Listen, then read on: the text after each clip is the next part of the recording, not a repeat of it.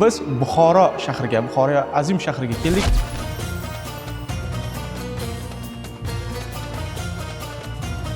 Buxoroning eng mashhur kulollaridan Abduvahid aka Buxoriy bilan suhbat uyushtirishni niyat qildik. Buxoroni qaysi joyini bir qazsangiz madaniy qatlam chiqadi. O'lik turpoq. Chunki asrlar, ming yillab Buxoro bitta joyda rivojlangan. Hozircha Angrendan, keyin biz uchun bir Ukraina loyidan ishlatyapmiz. Juda bir baquvvatda, kuchli. O'sha yerdan tuproq olib kelasizlar, ya'ni Ukraina tuproqlari olib keltiriladi. Urushdan oldin bir olib kelingan o'sha zaxiralar sifatida qo'ygan ishlatyapmiz. 39-yilda tushirilgan rasmni topdik. Hozir qarang, bo'm-bo'sh. Bu yoqda ko'pincha hadis yoki oyat yoziladi. Shu yerda ilm haqida ikkita hadis yozilgan ekan. Bunga o'zi umumiy hisoblaganda qancha bir vaqtingiz ketdi? Amalda ishlagan bo'lsak 5,5-6 oy ketdi. Devorlar o'zida taxminan 14 ming yo 14 mingdan sal ziyodroq koshim bor. Men yaxshi ko'rganim shu eski muhrlarni ishlatishni yaxshi ko'raman. Qarang, bu hayot charxpalagi. Buni aksini 10-asrga mansub bo'lgan katta xumda shu anaqa muhri bor edi. Shu nima deydi, ana chekma. Ushbu Binyalida qilgan ishingiz haqida bir qisqacha to'xtalib o'tsangiz. Shu moviy rang bilan qanday bir yangi bir ijodiy bir asar qilish kerak edi. Ishonib, nima deydi, yurak betlab shuni berishdi, lekin katta rahmat. Men juda ham minnatdorman. Yaponiyaning Osaka shahrida O'zbekiston pavilyoni qurildi va u juda bir chiroyli tarzda. Pavilyonda ham sizning ijod namunalaringiz bor edi.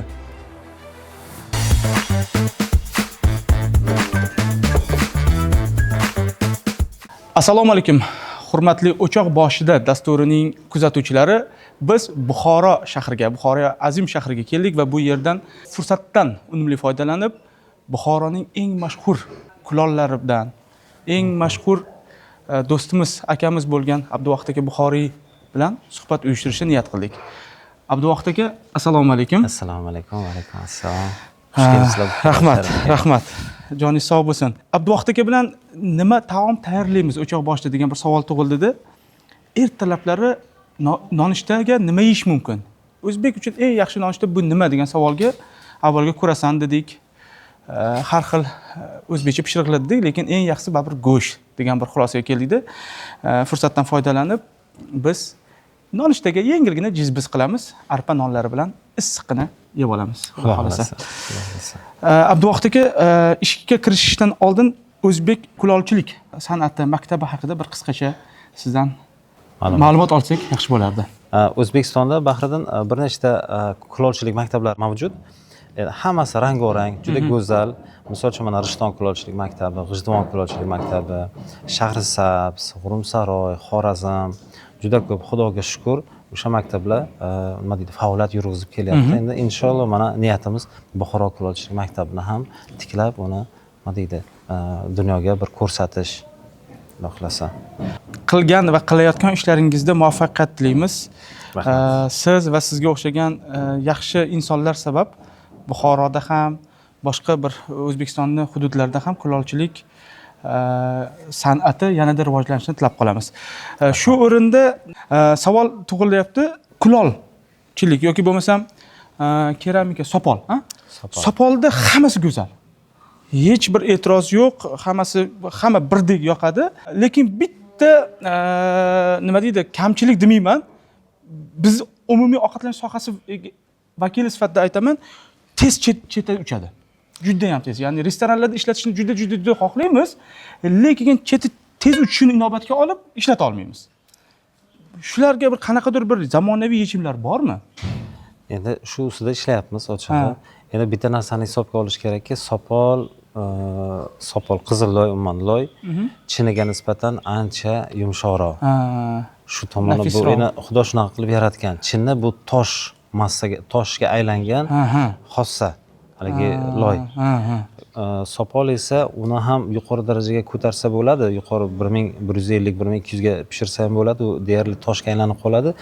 Lekin haligi nima deydi, estetik jihatdan ranglari qorayib ketadi-da, shu tomoni bor. Lekin baribir tajribalar olib boryapmiz. Bu borada haligi loy o'shanaqa sostavini anaqasini alishtirib, yangicha bu anaqalar eksperimentlar olib boryapmiz. Xudo xolasa sal yaqin qolyapmiz bunga. Hozir ham menimcha qo'llanishyapti, lekin yoshligimizda sirli idishlar bo'lardi. Temirdan qilingan sirli idishlar bo'ladi. Chetida birinchidan issiqni ushlashi uchun va cheti uchmasligi uchun qanaqadir bir qoplamasi bo'lardi, eslasangiz agar. Krujkalarda, tovoqlarda sirli anaqa emalirovniy o'sha sirli laganlarda, krujkalarda chetida qanaqadir bir qoplamasi bo'lardi, alohida. U ham chetini nima deydi, uchini oldini olardi, ham issiqlikda, misol uchun krujkani o'zi issiq bo'lsa ham, lekin cheti doim muzdek bo'lib turardi. Qanaqadir bir quyma qoplamasi bo'lardi. Shunga o'xshab chetini qanaqadir qoplama qilsa bo'lmasmikan? Balki aynan shu chetiga qanaqadir bir zamonaviy qanaqadir bilasizmi, shu emalirovniy temir idishlarda maxsus sir ishlatiladi. Uni tarkibiga shu deyarli o'sha sopol bilan, kulolchilik bilan bog'liq o'sha deyarli bir xil sir sostavi, faqat unga qalay oksidi qo'shiladi. Bu qadimdan qolgan qalay oksidini qo'shsa, qalagi sir deyiladi asli. Sir xossasini qattiqroq qiladi. U chidamliroq bo'ladi. Shuning uchun, misol uchun, anaqa Sovet davrida ham oshxonalarda, keyin общепитlarda ishlatiladigan idishlarda shu qalagi sir ishlatilardi. Oddiy oppoq bo'lardi, anaqa nima deydi, razdrafmi nimada deb anaqa muhri ham bo'lardi. tamg'asi bor, albatta eslayman. Xuddi shunaqa sirni misol uchun kulolchiliklarda eski paytdan ishlatilgan, misol uchun Rishtonda hozir ayniqsa ko'proq Rishtonda ishlatishadi. Bu narsani u haligi nima deydi, ancha mustahkamroq bo'ladi. Biz ham xudo xolasa shu narsani ishlatyapmiz sekin-asta. Endi bu hammasi tajriba asosida. Xudo xolasa. Lekin qilsa bo'ladi, bo'lyapti, sekin-sekin, lekin bo'lyapti. Xudo xolasa o'sha darajaga olib chiqamiz. Ajoyib, xudo xolasa. Bunga zarracha shubhamiz yo'q. Navbatdagi savolimiz, Buxoroda ham kulolchilik maktabi xudoga shukr sekin-sekin mana bo'y yozib boshladi dedingiz. Tuproq masalasida. Bilamiz, Buxoro tuproqlari odatda sho'r bo'ladi. Tuproq Buxoro tuproqlarimi yoki qayerdandir olib kelasizlarmi? Endi azaldan mana manbashunos arxeologlar bilan shu ekspeditsiyalarda qatnashib ko'p ustozlarimiz bor. Bu borada ular aytishadiki, o'rta asrlardan, o'sha ilk o'rta asrlardan Buxoroga turpoq chetdan olib kelingan. O'sha Qiziltepa tomonlardan, Qarnab, Navoiyga yaqinroq joylardan, o'sha yerlardan shu qizilloy, yaxshi sog' turpoq deymiz, shirali turpoq o'sha yerdan olib kelingan. Nimaga? Chunki Buxoroni qaysi joyini bir mana shu umuman shaharni qaysi joyini qazsangiz, nima deydi, madaniy qatlam chiqadi. O'lik turpoq. Chunki asrlar, ming yillab Buxoro bitta joyda rivojlangan. Samarqandga o'xshab boshqa joyga hijrat qilmagan. Shu uchun nima deydi, sog' turpoq topib bo'lmaydi. O, paxtazorlardan olib kelsa bo'ladi, lekin unda ham baribir sho'ri bor. Shu uchun maxsus Xudo bir berib qo'ygan karyer deymiz-ku. Shu месторождение deydi ruschada, o'sha joylardan olib kelishadi. Endi men hozir ko'pincha oqloy bilan ishlayapman, chunki asosiy ishlatadigan rangim bu moviy rang. Shuning uchun menga oq yuzak kerak. Shuning uchun oqloy. Hozircha Angrendan, keyin biz uchun bir Ukraina loyidan ishlatyapmiz. Juda bir quvvatli, kuchli. O'sha yerdan tuproq olib kelasizlar, ya'ni Ukraina tuproqlari olib keltiriladi. Urushdan oldin bir olib kelingan o'sha zaxiralar sifatida olib qo'ygan ishlatyapmiz. Qoyil, mana qarang, ajoyib. Yana har bir ishimiz tajriba. Har bir ishni o'ziga yarasha mehnati va mashaqqati mavjud. Bizga ayon bo'lgan, bo'lmagan, biz misol uchun ko'ramizda, uni ortida qancha mehnat yotganini birgina o'sha tayyorlayotgan yoki shu sohani egasigina biladi atrofidagilar. Siryolar, nima deydi? Siryo xom ashyo. Xom ashyo ham hammasi bilishimcha mana Rishtonlik kulol akalarimiz bilan Baxtiyor aka Nazirov bo'ladilarmi yoki bo'lmasa Alisher akalar bilan maslahatlashgan, ular ishqorni va hokazolarni o'sha atrofda yig'itadi bilishimcha. Sizlarda ham shunaqami yoki bu ham qolgan xom ashyolar ham? Biz ko'proq shu Turkmaniston chegaralarigacha borib izlab olib kelamiz-da. Chunki oldin mana namozgoh masjidini atrofi bo'sh edi. Perinatal markaz qurilishidan oldin o'sha yerdan men ishqor yig'ib o'sib yotardi u joyda. Endi borgan sari nima deydi, urbanizatsiya deymiz-ku, rivojlanib boryapti, shahar anaqa zichlashib boryapti. Shuning hisobiga bo'sh yerlar qolmayapti. Shuning uchun biz cho'llardan izlayapmiz. Nima deydi, endi sho'rxoq yerlarda, shu adirlarda o'sadi o'sha o'simlik. Buxoroda o'sha biz qilgan ekspeditsiyamiz bo'yicha 3 xil o'simlikni topdik. Ishqor beradigan o'simlik. O'shalarni yoqib, o'shani shlakidan ishqor olib maydalab shu sirda ishlatyapmiz. Zo'r, ajoyib. Bu yil ekspeditsiyaga afsuski ulgurolmadik, mana shu Binali sabab ish ko'pligidan. Binyali haqida so'ramoqchiman. Binyali oldingi safar Binyalini ochilishi arafasida keldik, lekin safardan safarga yana uchib ketishimiz kerak, yana uchib keldik. Xullas qilib juda vaqtimiz tig'iz bo'lgani uchun aylanishga ulgurmadim.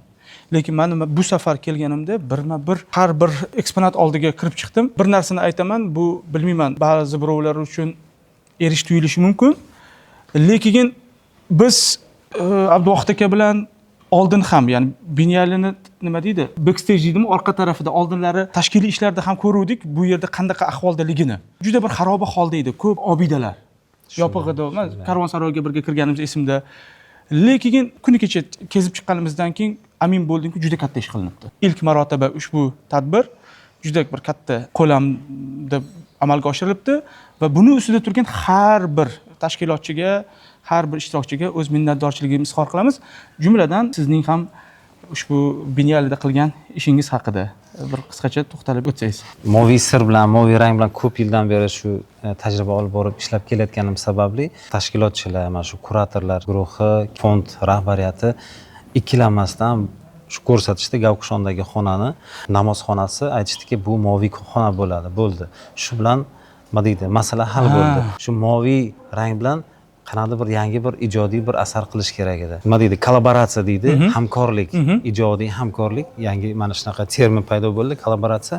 Buxorolik bizni chekimizga chet ellik usta bilan rassom bilan ishlash nasib qilmadi, lekin qaytaga bu yaxshi bo'lsa kerak. Buxorolik kandakor, mashhur usta Jo'rabek Sidiqov bilan birga shu anaqani u kishi o'sha nima deydi, misga oid tepadagi hammasidan ramkalarni chiroyli qilib bir ijod qilib berdilar, baraka topsinlar, qo'llari gul.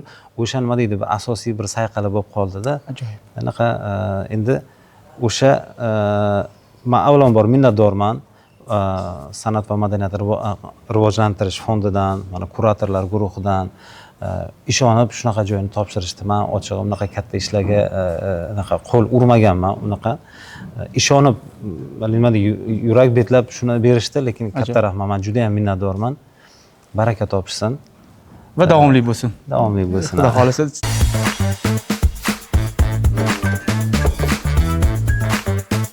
Devor bor edi, lekin ochiq edi orasi. Ya'ni shunaqa. Endi mana bunaqa artabiy qilindi. Bu anaqa otilmaydi.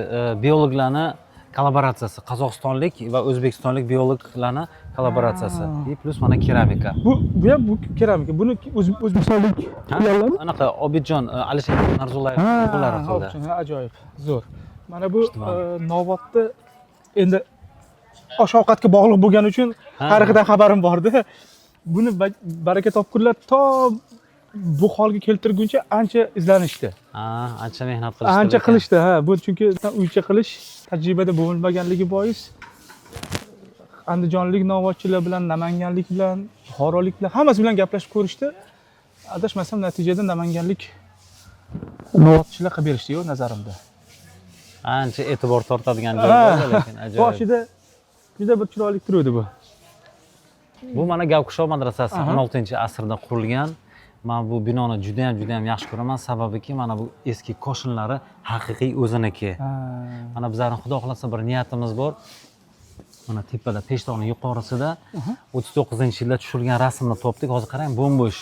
Bu yerda ko'pincha hadis yoki oyat yoziladi. Shu yerda ilm haqida ikkita hadis yozilgan ekan.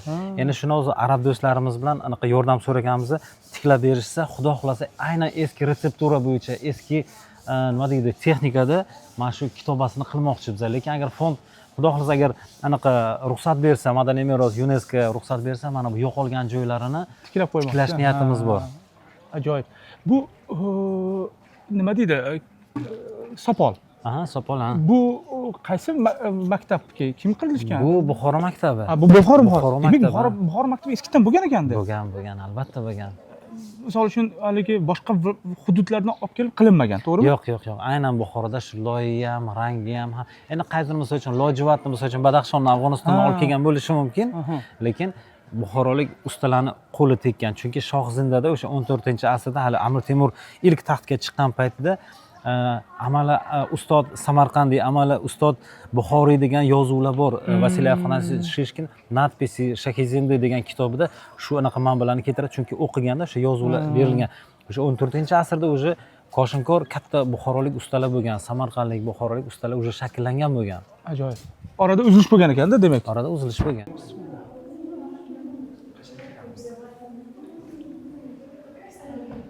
Ajoyib. Kechqurun keldik. Kechqurun emas, kecha kunduz kuni kelibmiz. Rosa chiroyli. Men kim edim? Juda ham bir ajoyib bo'lgan ekan. Ko'p yaxshi insonlarni qo'li tegdi montajida. Mana buxorolik kondaktor o'sha Jo'rabek Siddiqovni ajoyib bir ijod namunalari hamkorlikda shu narsani mana amalga oshirildi. Shunchalik nima deydi, hajmli ishda ishonch bildirib berganlari qoyillikdan tasanno, rahmat. Men juda ham minnatdorman. Endi bu yerda qarang, qadimgi Nuratoda ziyoratgoh bor. Yonidan o'sha bitta ariq o'tadi. O'sha yerda kichkina baliqchalar suzib yuradi. Marinka degan o'sha baliqchalar. Azaldan esingizda bo'lsa agar, eskilar misol uchun bola kasal bo'lsa, bankada baliq olib kelishardi, qarab o'tirsin deb bola. Kasalligini olardi. Nuratoda hali ham bu narsa davom etyapti, bu praktikada bor. Qarangki, shu o'sha baliqlar, healing fish deymiz, shifo beruvchi baliqchalar Nurato eski so'zanalarda ham o'z aksini topganda, qarang, bu degani kamida 200 yil bo'lganda bu praktikada kamida. Ko'ryapsizmi? Yana shu parchalangan yuraklarga shifo deb bizni shu nima deydi, ilhom parimiz, ayolimiz Dilnozaxon shu fikrni berdilar-da, keyin o'shandan ilhomlanib, o'sha Nurato so'zanalarini, o'sha nima deydi, naqshlarini, elementlarini ishlatdik mana shu baliqlarni. Ajoyib. Buni hammasi sopol, to'g'rimi? Sopol, ha. Hammasi sopol. Mana boya suhbatimiz chog'ida noodatiy shakl haqida so'z bordik, buni ajoyib. Bunga o'zi umumiy hisoblaganda qancha vaqtingiz ketdi? Endi amalda ishlagan bo'lsak 5,5-6 oy ketdi. Qoyil, juda ajoyib, juda nafis, juda ham bejirim bo'lishi ham mumkin edi. Birin-ketin bir xil narsalarni birgalikda qilishga to'g'ri keldi. Umumiy maydonda necha kvadrat va nechta anu bor? Devorli o'zida taxminan 14 ming yo 14 mingdan sal ziyodroq koshin bor. Yerdagisini ochig'i sanaganim yo'q. 3 mingmi, 4 mingta bo'lsa kerak. Biz anaqa, men yaxshi ko'rganim shu eski muhrlarni ishlatishni yaxshi ko'raman. O'sha hozir qaradim, mana shu muhrda, to'g'rimi? Qarang, bu hayot charxpalagi. Buni aksini men 10-asrda topilgan, 10-asrga mansub bo'lgan bitta katta xumda shu anaqa muhri bor edi. Shu nima deydi, ana chekish. Haligi sohamizdan kelib chiqib aytaman. Ba'zan shu Buxoroga kelsak ham, Xorazmga borsak ham, Xiva xonligida, Buxoro amirligida yoki Qo'qon xonligida ko'p ma'lumotlar bor. Mana hozir siz 10-asrga oid ma'lumotni topdim deyapsiz, xumlarda va hokazoda. Lekin vaqtga qarshi biz ma'lumotlarda o'sha xonlar saroyida nima ovqat yegan, nimada yegan, kim tayyorlagan degan bir savollar tug'iladi va qayerda bo'lgan? Asosiy savolimiz qayerda bo'lgan? Saroyga borsangiz, saroyning hamma narsasi bor, lekin oshxonasi go'yoki yo'q. Artda ham yo'q. Artda ham yo'q. Oshxonada nima yegan, qayerda yegan, kim tayyorlagan, nimada yegan? Nimada yegan degan savolga bevosita javob bu sizlarga o'xshagan kulol yoki bo'lmasa hunarmandlar yasagan idishlarda yegan. Bunga shubha yo'q. Lekin nima yegan degan, qayerda yegan? Qarang, misol uchun Buxoroda men Ark muzeyida, men muzeyda katta bo'lganmanda, oyim ishlardilar. Anaqa xuddi bir nima deydi, harbiylarning dubulg'asi bor-ku, mana gumbazda. Shunaqa idishlar turardi. Nima ekan derdim. Nima bu tovoqning ustida turibdi, boshga kiyiladigan narsa. Bu arablar ishlatadigan tajin. Tajin yopilgan, usti yopiladigan qopqoq. To'g'ri. Bizda ham bo'lgan, lekin hozir nima uchundir rusumdan chiqib ketdi. Men shu narsani qilmoqchiman, shu sopolda qilib. Ajoyib. Yana yaqinda bir miniatyuraga ko'zimiz tushdi. Kichkina bir kitob qilayotgandik. O'sha yerda kabob pishirish haqida miniatyura chizyapti-da. Bitta miniatyurachi singlimiz Saidaxon. Va u yerda kabob pishirishda qo'rani 6 burchak, xuddi mana shunga o'xshagan 6 burchakli qo'ra qilgan. Keyin men aytdim, baraka topib, bizda qo'ralar bunaqa bo'lmagan. Biz o'rgangan men uzunchoq qo'ralar bo'lgan desam, ha, xo'p dedi, o'zgartiraman dedi. Endi e'tibor bildirmadilar, baraka topsin. Lekin oradan bir qancha vaqt o'tib Buxoroga keldim. Shu biniyali tashkiliy ishlar masalasi bo'yicha kelganimizda muzeyga kirdik. Shu hammomni oldim, muzey qilib qo'yishdim. Adashmasam shunaqa edi. Va o'sha muzeyda 6 burchaklik qo'ra ko'rib men hayron qoldim. hayron qoldim. Demak, bizda eskidan juda ajoyib olti burchakli qo'ra. Hozirgi kunda bu qo'ralar yo'q. Hammamiz haliga tanlov singdirib qo'raga o'rganib qolganmiz. Vaqtga qarshi. O'shanga demak izlanishimiz kerak ekan. Bilasizmi, aytadi, время собирать камни deydi-ku. Nima deydi? Eski unutilgan o'zimizni, o'sha tariximizni, madaniyatimizni, urf-odatlarimizni yana qayta tikladigan payt keldi-da. Albatta. Chunki ular baribir go'zal, ular nima deydi, chuqur o'ylanib, nima deydi, yechimini topib qilinganda baribir. Tarix haqida, izlanish haqida qo'shimcha sifatida aytaman. Bu gapingizga 100% qo'shilaman. Yaqinda biz bir qancha sharqshunos do'stlarimiz bilan ustozlardan oshxonaga bog'liq qo'lyozmalarni bir o'rganishni boshladik. Va ular yaqinda zo'r ma'lumot olib chiqdilar. O'zimga ham sevindim va bu narsani xudo xolasa bundan ilhomlangan holda boyagi aytgan parvardamiz amalga oshyapti-da. Kafe. U yerda ma'lumot shundan iborat ediki, Amir Olimxonning bobosining davrida Mir Arabdan to o'sha Arkgacha bo'lgan hududda 35 ta qandolatchilar rastasi bo'lgan ekan. 35 ta qandolatchilar rastasi u yerda qandolat sotgan. Holva bo'lishi mumkin, boshqa bo'lishi mumkin, va hokazo va hokazo. Va undan tushgan mablag'ni o'sha paytdagi amir Makka va Madinadagi o'zbek takkayasiga vaqf qilgan ekan. Bizani hol ustaxonamizni orqasida bir domla, imom domla yashaydilar. U kishining avlodlari halvopas bo'lgan ekan. Bir tanishtirish kerak. Bu haqda aytdingiz. Bir ma'lumot ham beruvdilar, esimda bor. Kitob, adashmasam, Holvay ordi birinchi. Halvoy ordi birinchi. Ajoyib, ajoyib.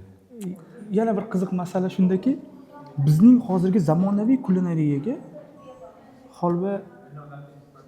holva emas, aniqrog'i risovый muka deymiz.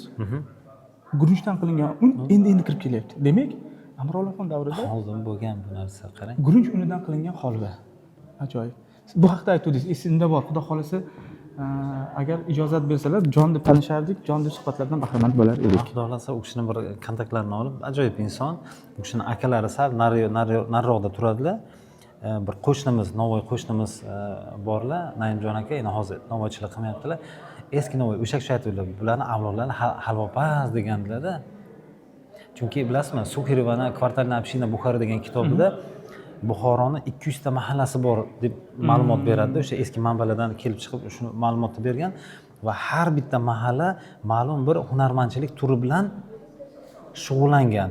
Misol uchun Degrezon, ular cho'yandan qozon quyishgan. Misol Ohangaron temirchilar, Ko'zagaron, So'zangaron, Kosagaron, mana qilib juda ham ko'pda, qarang 200 xil hunarmandchilik turi bo'lgan. Ko'psi yo'qolib ketgan. Hozir endi yaxshi ganchkorlik yaxshi, kandakorlar yaxshi, mana yog'och o'ymakorlar ko'z tegmasin yaxshi ishlar. Lekin qo'l bilan sanasa bo'ladi, oldin 200 ta. Shunday, to'g'ri. Mana shunaqa binalarga o'xshagan anaqa katta-katta anjumanlarda bu narsa qayta yana jonlanadi-da, Xudo xolasa. Xudo xolasa.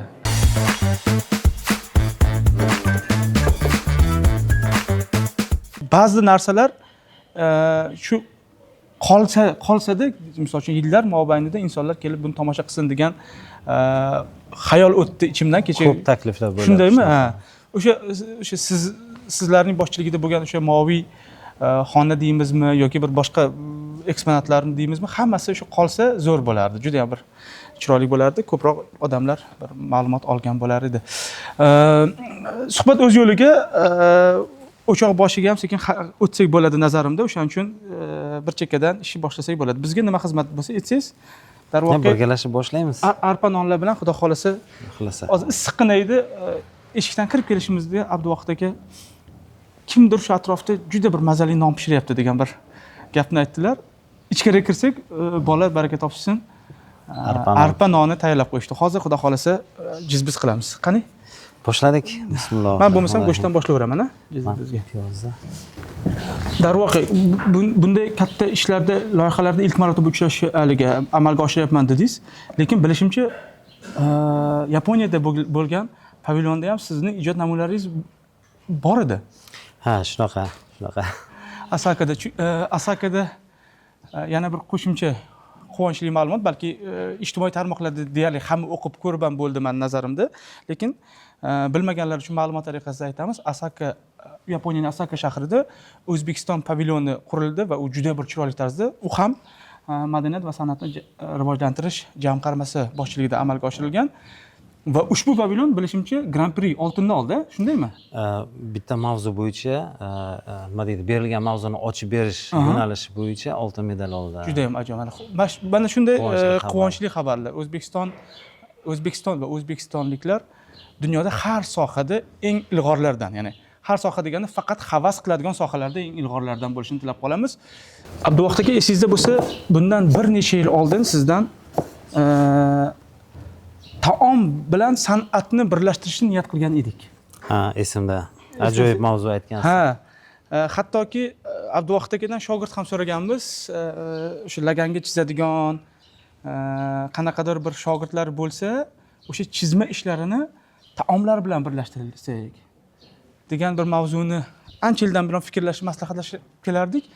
Hozir ma'lumot o'rinda aytaman, shu ish xudo xolisa amalga oshish arafasida. Juda ham xursandman. Oxirgi bir 2-3 oydan buyon ta'mirlash ishlarini boshladik. Shunday ijodkorlar bilan taomni birlashtirishni niyat qildik. Kichkinagina bir oshxona, tamaddixona yoki kafe deymizmi, ochdik, nomini Parvarda deb nomlandi. Va u yerda rassom, naqqosh, xattot, yana kim, miniatyurachi, xullas hamma mana shu ijod qiladiganlar taomlarni, shirinliklarni ustida bir o'zlarining ijodlarini namoyon qilishmoqchi. Kuni kecha ilk ishlarimizni ham testoviy qildik. Hozir amalga oshsa, xudo xolisa ommaga olib chiqamiz.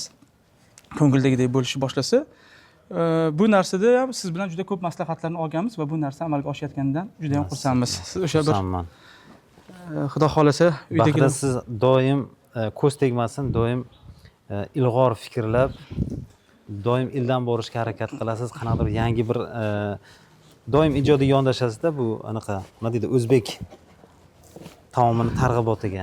Endi harakat qilyapmiz, shu sohaga bir narsa qo'shaylik o'zimizni hissamizda deb. Endi qanchalik qo'limizdan kelyapti bilmayman, lekin harakat qilyapmiz. Xuddi siz o'z sohangizga mehr qo'yib, uni bir jahon miqyosiga olib chiqishni niyat qilganingizdek, biz ham shunday. Abduvahid aka, odatda biz o'zi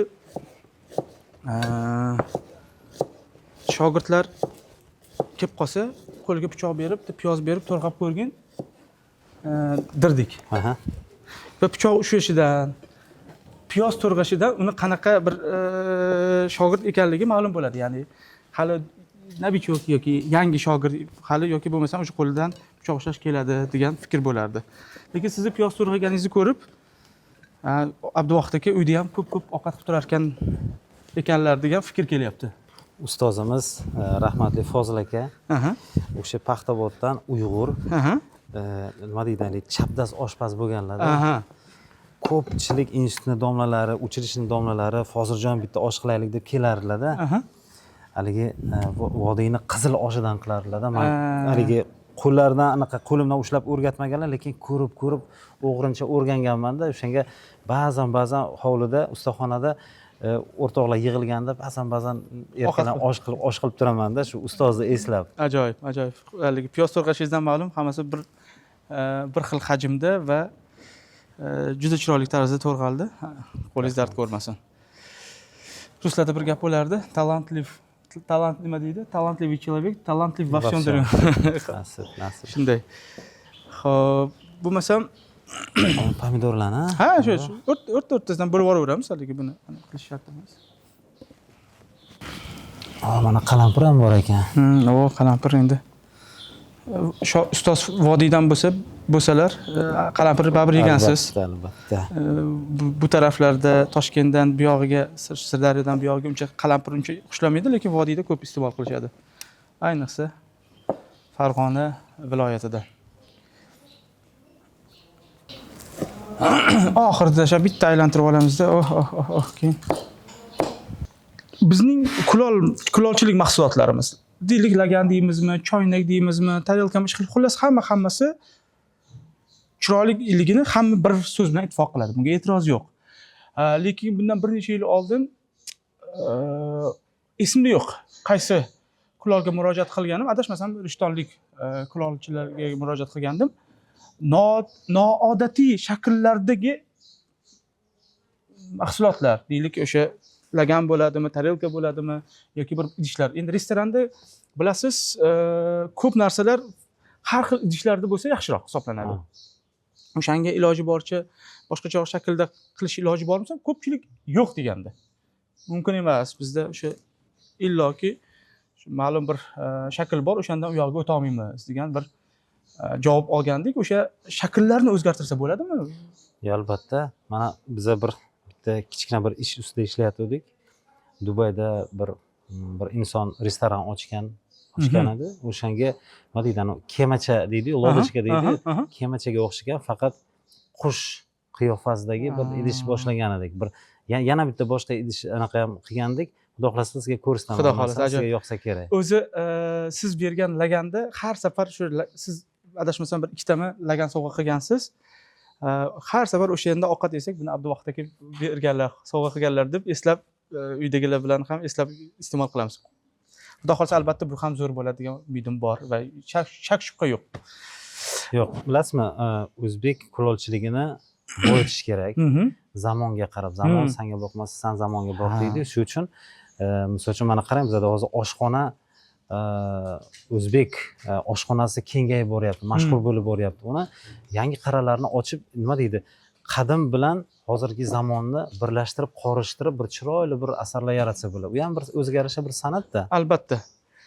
O'sha gapingizni tasdig'i sifatida aytaman, vaqti bemahal o'sha restoranlarning ko'pchiligi ma'lum ishlatadigan Kenay Keramik degan bir brend bor.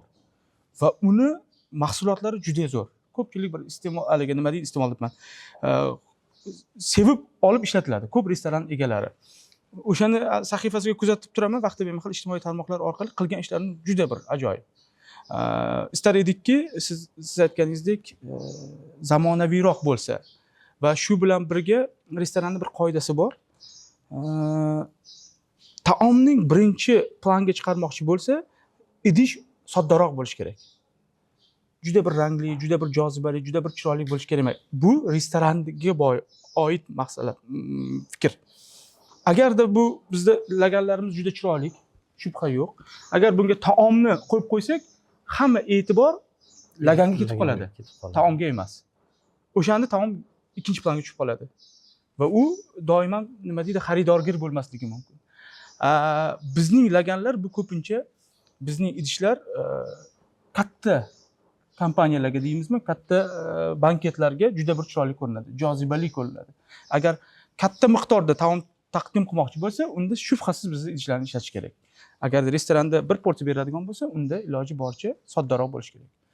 Lekin bilasizmi, Bahridan nima deydi, bizani o'zimizni kulolchilik tilida kompozitsiya deyiladi. Kompozitsiya, ya'ni o'sha mutanosib, shu idishga mutanosib, temadan kelib chiqqan holda mutanosib naqsh tanlash kompozitsiya deyiladi.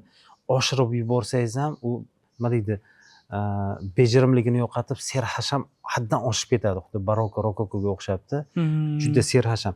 Misol uchun ham taom ko'rinishi kerak, ham o'zini o'sha naqshi ham ko'rinishi kerak. Shu uchun nima deydi, ustida ishlash kerak, ijod qilish kerak. Bu borada sizning ishlaringizga shubha yo'q, chunki sizning ishlaringizni biz doim ko'rib, sevib kuzatib kelamiz. Sizda aynan shu narsani ushlagansiz nazarimda. Juda ko'p ortiqcha bezak ham yo'q, ortiqcha rang ham yo'q, iloji boricha bitta, ikkita, adashmasam shunaqa ko'p holatlarda minimalist minimalni zo'rlar juda ham ajoyib. Xudo xolasa agar mabodo bilmasanglar, ijtimoiy tarmoqlar orqali Abdulvohid aka Buxoriyni ishlarini ko'ring, so'zlari nima demoqchi ekanligimni tushunasiz. Men uzr so'rayman, biroz sizni haligi nima deydi, o'rintirib qo'yganim uchun, savollarni ko'proq berganim uchun, lekin o'zimizga qiziq. Chunki bevosita bizda ovqatimiz chiroyli bo'lishi sizlarning ishingizga bog'liq bo'ladi-da. Bir kichkina ma'lumot o'rinda aytmoqchiman. Bahridan, xudo xolasa, bu meni bir deyarli 30 yillik orzuyim, niyatim Buxoro kulolchilik maktabini ochish.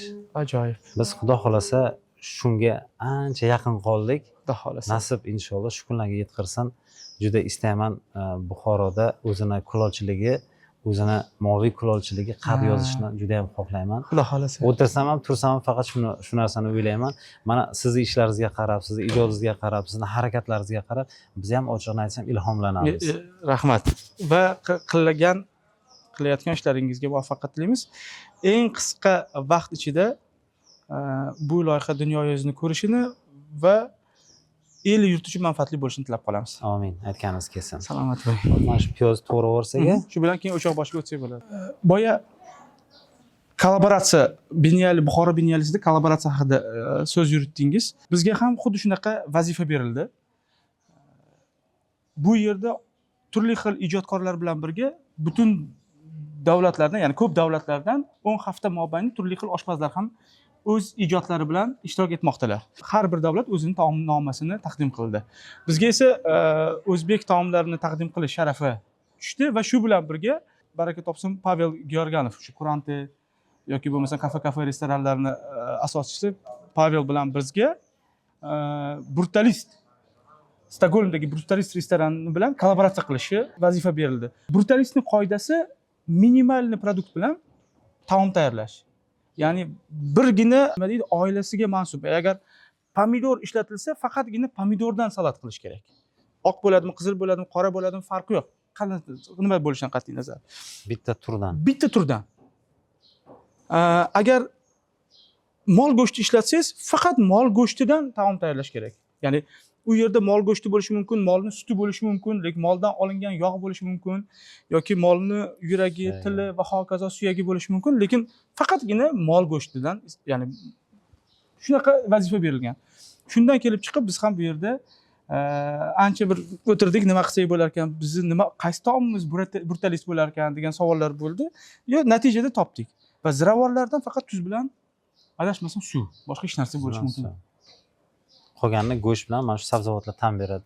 Lekin qizig'i bizda mana birlashtiriladi, ularda ajratiladi. Shunaqa. Bu ham bir o'zgacha bizga tajriba bo'ldi. Qiziq bo'ldi. Shakarob bizda eng mashhur salatlarimiz achuchuk va shakarob. Shakarobda odatda bodring bo'ladi, piyoz bo'ladi, pomidor bo'ladi. Biz o'shalarni ajratdik. Shakarobni bodringni alohida salat qildik, bodringlik, pomidorni alohida qilib, pomidorli salat qildik. Shakarobni alohida qildik. Qiziq bo'ldi natijada. Va bu ishlarni amalga oshirish uchun ushbu restoranga tashrif buyurdik. Ushbu restoranni mutasaddilariga o'z minnatdorchiligimizni izhor qilamiz. Otabek akaga va ularning jamoasiga kelgusi ishlarda muvaffaqiyat tilaymiz. Hozir esa sekin bismillah deb ushbu restoranni oshxonasiga, o'choq boshisiga o'tamiz.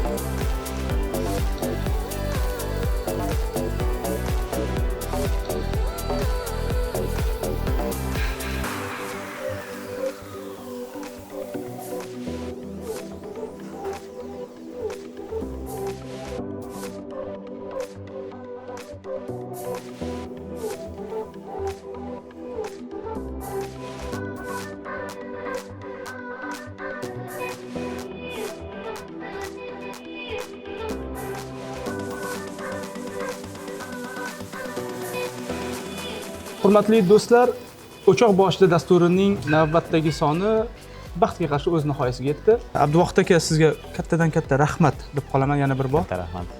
Salomat bo'ling. Biz esa doimgidek kuzatuvchilarga sog'lik va salomatlik tilab qolamiz. Doimo sog' va salomat bo'ling. Bizga yoqimli ishtaha. O'choq boshida dasturining YouTube kanaliga obuna bo'lishni unutmang. Salomat bo'ling.